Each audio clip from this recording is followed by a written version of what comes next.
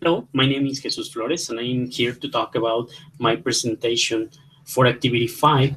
My interest in the use of video games for becoming proficient in English evolved over a couple of years ago.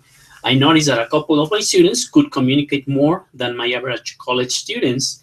I asked them if there were any reasons why they could communicate better than their partners, and both mentioned that they play video games. Therefore, my initial question is, do Mexican college students acquire proficiency in listening and reading in English by playing video games? The first hypothesis that I want to point out is the following.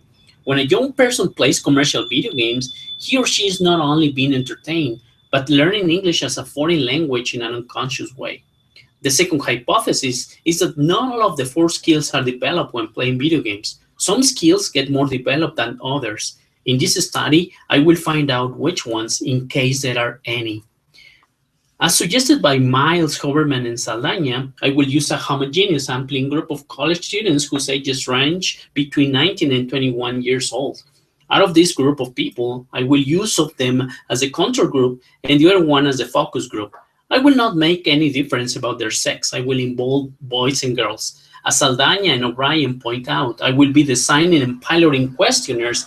According to Saldaña, I am also planning to interview 2 education authorities in my university in order to find out their worldviews on the use of technology to enhance learning. One of the instruments that I will use for measuring the English proficiency of my subjects will be the ITP TOEFL exam. In this case, this tool can be used to measure their listening and reading skills. After reading the advice given by Creswell and Onwebutsi, I was persuaded to conduct a mixed methodology. I see it necessary in order to measure statistically how proficient in English the study subjects could become.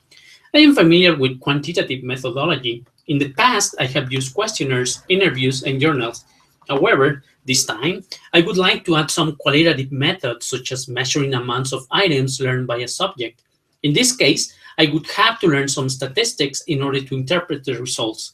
However, I realized that if I want to come up with a state-of-the-art study, I would have to study what happens in the brain of a video game player.